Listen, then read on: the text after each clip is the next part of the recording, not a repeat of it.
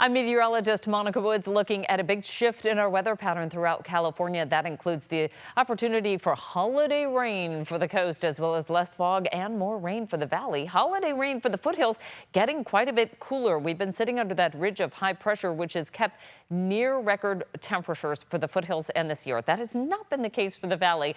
Under that layer of fog and low clouds, we have been unseasonably cool by some 10 to almost 20 degrees for a stretch here.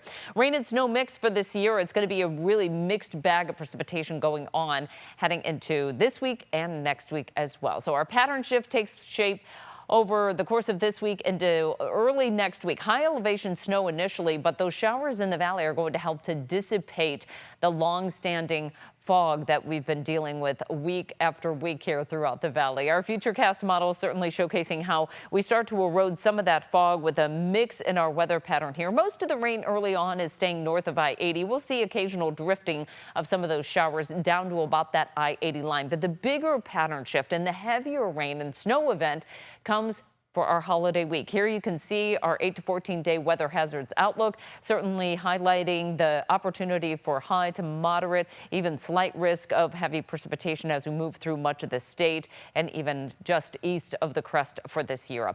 As far as this year, we're going to see a pretty significant snow event as well taking shape next week, which of course is going to be our holiday week. Could be good news for some ski and snow for skiing and snowboarding.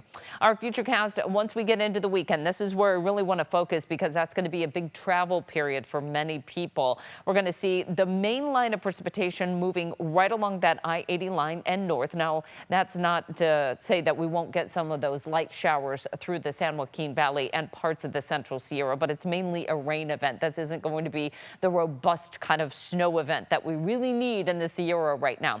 But the plume of moisture is out there. What happens by the middle of next week, just in time for Christmas Eve, Christmas Day, is this starts to swing its way southward. We continue to see pretty significant rainfall for the Central Valley, including Sacramento through Fresno, but snow then starting up by Christmas Eve. Now that will continue into Christmas Day and even beyond, leading to what could be a really good timed event for skiing and snowboarding. Not great timing, though, for holiday travel.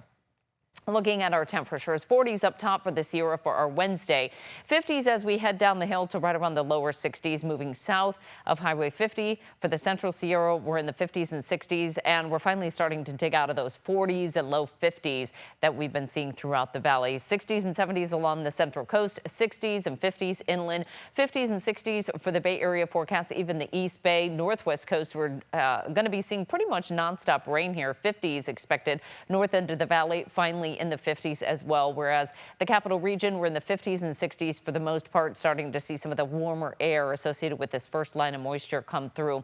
40s and 50s up top for this year, mainly a rain event as we head into the weekend.